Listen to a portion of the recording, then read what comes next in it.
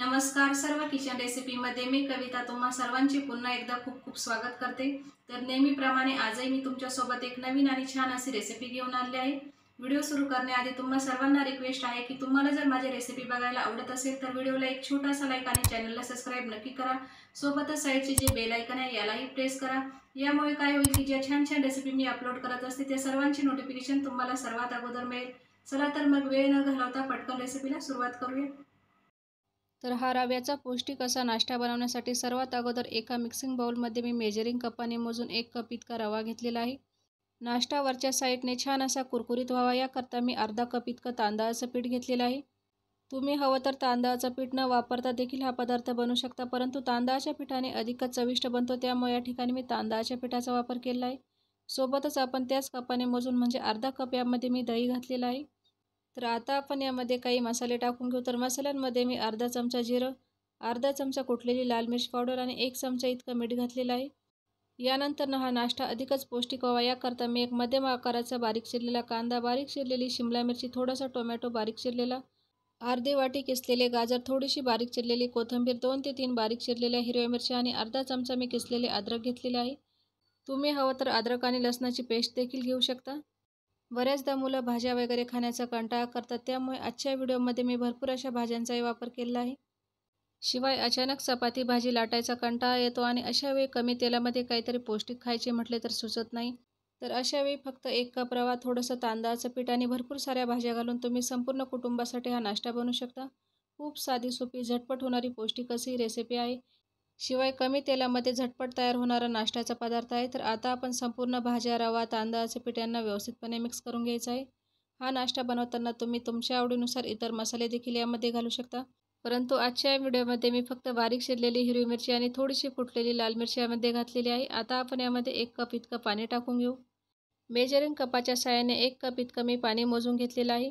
रवा आणि तांदळाचे पीठ असल्यामुळे पाण्याचा अंदाज आपल्याला ताबडतोब सांगता येत नाही। रवा आणि तांदळाचं पीठ हे हळूहळू पाणी शोषून घेतात, त्यामुळे बॅटर मिक्स करण्यासाठी किती पाणी लागते हे मी तुम्हाला शेवटी सांगणार आहे। आता आपण यानंतरनं पुन्हा यामध्ये अर्धा कप इतकं पाणी टाकून घेऊ। अगोदरही मी 1 कप इतका पाण्याचा वापर केलेला होता, पण संपूर्ण पाणी तांदळाचे पीठ आणि रव्याने शोषून घेतलेले होते। मिक्स करून घेऊ संपूर्ण बॅटरला व्यवस्थितपणे। रव्याचा नाश्ता बनवत आहे, त्यामुळे हे बॅटर आपल्याला जास्त घट्टही नाही आणि जास्त पातळही नाही, तर मध्यम कन्सिस्टन्सीचं ठेवायचं आहे। 2 ते 3 मिनिटानंतर तुम्ही बघू शकता अगदी छान असं भाज्या आणि रव्याला मी मिक्स करून घेतलेलं आहे। तर आता आपण यावरती झाकण ठेवून साधारणतः 8 ते 10 मिनिटांपर्यंत याला असं साईडला ठेवून देऊ, जेणेकरून रवा आणि तांदळाचे पीठ हे व्यवस्थितपणे फुगलं जाईल। नंतरच आपण बाकीची तयारी करूया। 8 ते 10 मिनिटानंतर पुन्हा आपण बॅटरला चेक करूया। तर बघा बॅटर या ठिकाणी अगदी छानपणे सेट झाले आहे। रवा आणि तांदळाचे पीठ खूप छानपणे भिजलेले आहे, त्यामुळे पुन्हा हे बॅटर हलकेसे घट्टसर झाले आहे। तरी आपण यामध्ये आता पाणी वगैरे अजिबात टाकायचे नाही। परफेक्ट प्रमाण लक्षात ठेवायचे म्हटले तर 1 कप रवा, अर्धा कप तांदळाचं पीठ, यासाठी आपण 1.5 कप पाण्याचा वापर केला आहे। आता आपण ताबडतोब नाश्ता बनवण्यास सुरुवात करूया। याकरता गॅसवरती पॅनमध्ये मी फक्त 2 चमचे इतकं तेल घेतलेलं आहे आणि तेलाला संपूर्ण पॅनमध्ये व्यवस्थितपणे पसरवून घेतलेलं आहे। तेल गरम झाले की आपण यामध्ये 2 ते 3 चमचे बॅटर टाकून घेऊ।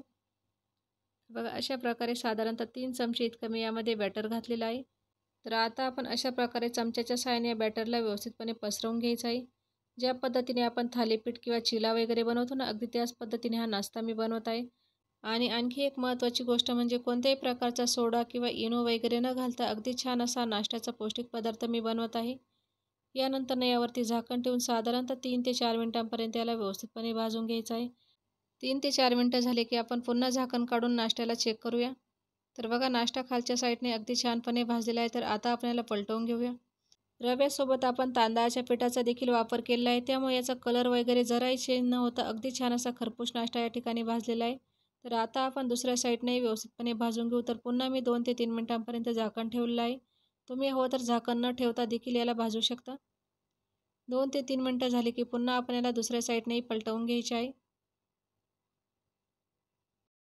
आणि बघा दोन्ही साईडने अगदी छान असं खरपूस मी भाजून घेतलेलं आहे। रंग देखील छान असा नाश्त्याला आलेला आहे। तर आता आपण याला प्लेटमध्ये काढून घेऊ आणि सेम प्रोसेसने आणखी एक मी नाश्ता बनवून दाखवणार आहे। यासाठी पुन्हा मी 2 चमचे इतकं तेल टाकलेलं आहे। तेल गरम झालं की आपण यामध्ये बॅटर टाकून घेऊ आणि याला पुन्हा व्यवस्थितपणे पसरवून घ्यायचं आहे।